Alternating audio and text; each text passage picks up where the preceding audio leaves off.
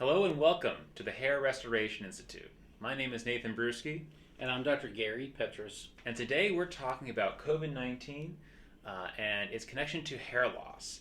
So what are some of the symptoms of COVID 19 for those of us who haven't heard about it yet?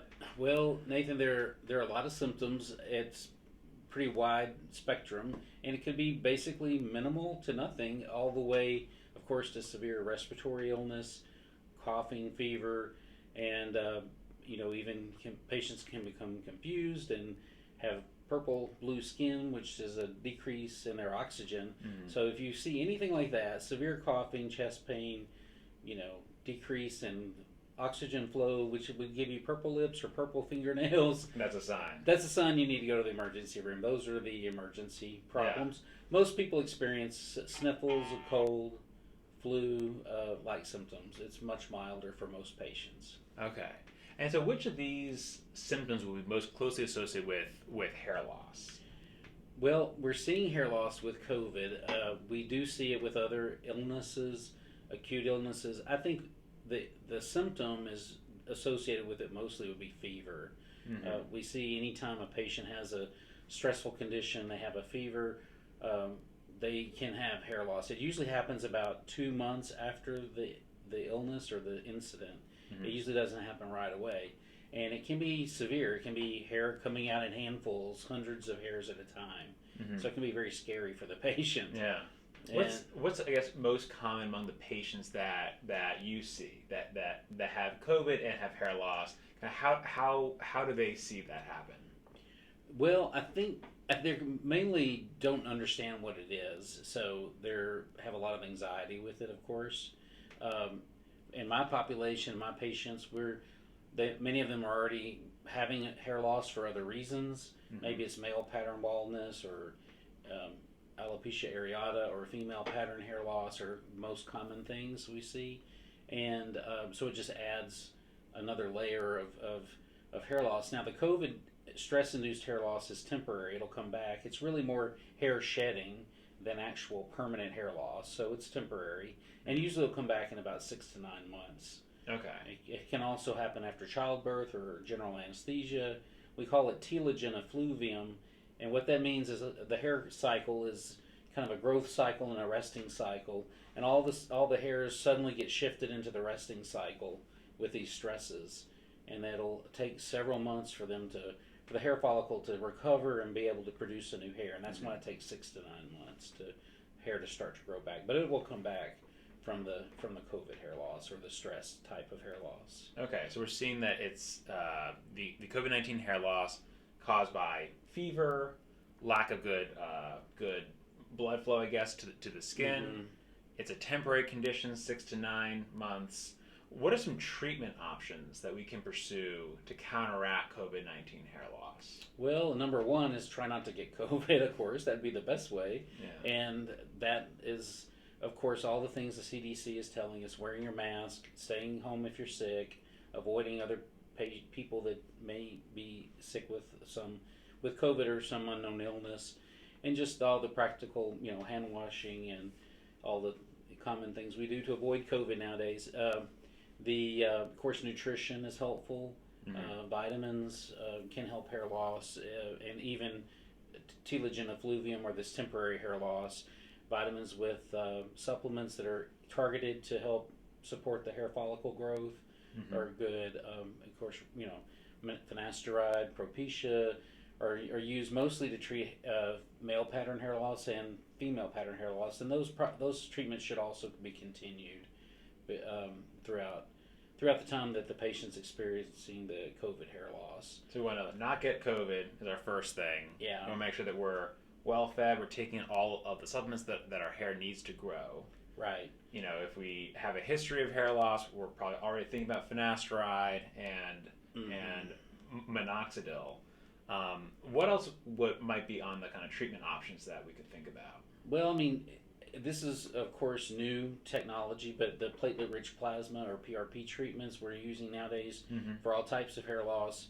So I think of it as, the growth factors that the platelets produce, sort of like fertilizer for the hair follicle, or growth, stimulators for the hair follicles. would probably help speed it up too. So I would think PRP would be helpful. If the patient, of course, laser treatment, anything that helps the hair follicle to be stimulated should help possibly recover quicker, and maybe be closer to 6 months than the 9 month time frame for but either way, it should eventually recover from just the COVID-induced hair loss, the temporary type. PRP is typically about once a month, is that right? It's a treatment, correct. It's a treatment we do once a month, usually 3 to 4 months in a row.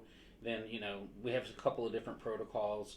You can do 3 months in a row and do one at 6, 9, and 12 months. That kind of covers the whole year. And it's, the hair grows slowly about 6 inches a year, about a half an inch a month, basically. Yeah. So, it's a slow process. So anything with hair, we measure in months. It takes time. We measure in months, So like vitamin supplements, you don't use them and then expect to have hair growth the next day or the next week, That's the hard thing with a lot of the medications and treatments for hair is you have to be really persistent and stick with it. But they do work. It sounds like you kind of have to give it, 3 or 4 months really to see if it's going to start to see some improvement. Yes, correct. Yeah.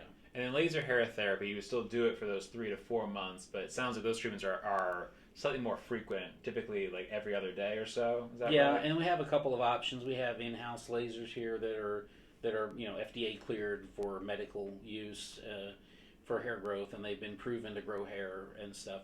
And now we have a lot of home device options too. Some patients don't live close to the clinic here, or we can send them home with also an FDA cleared device that is effective as well. So, but you're right. Those are done like a few times a week, every other day at home on the home devices. They're not quite as strong as the devices we have here in the clinic.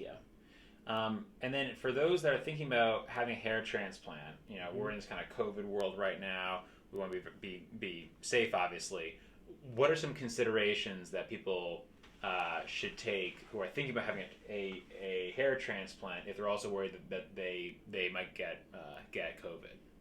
Well, if they suspect they have COVID, obviously we would want them to stay home and reschedule their appointment. For sure, absolutely. We don't want to put our team at risk either, or the other patients in the clinic. But basically just trying to stay healthy, leading up to the hair transplant procedure, wearing your mask, all the hand sanitizing, all that stuff. Some of the, if you're concerned, if you have, there are also colds and flus and everything else going on in the wintertime and in spring. So if you have, any kind of symptoms, it's pretty easy to get a test at some clinic or drive-through facility somewhere, So maybe a test prior to surgery, a few days, might put everybody at ease too, if you think you've been exposed, Gotcha. So to kind of sum up, COVID-19, we have seen hair loss with that. So far it seems to be temporary. Correct. That's great news, obviously. There's a whole bunch of treatment options, including laser hair therapy, platelet rich plasma therapy, finasteride, minoxidil, vitamins that can help get that hair back a little bit sooner. And then if we're thinking about having a hair transplant, again, wearing our mask, being vaccinated, staying safe in the lead up to the hair transplant, that makes it a lot safer for them. And here, obviously, we have really great hygiene protocols for that. So, and so it's a pretty low risk, thing. It also helps to make sure that our patients put in their work to make sure that they don't contract it prior. Right, exactly.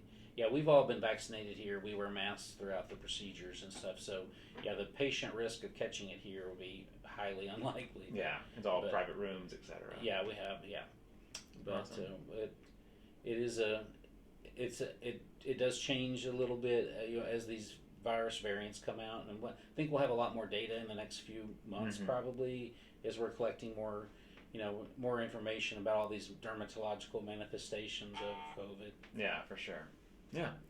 Well, thank you so much for your time today. If you want to learn more, visit myhairlossclinic.com. There you can schedule a consultation and learn more. So thank you very much for watching. We'll see you next time. Bye-bye.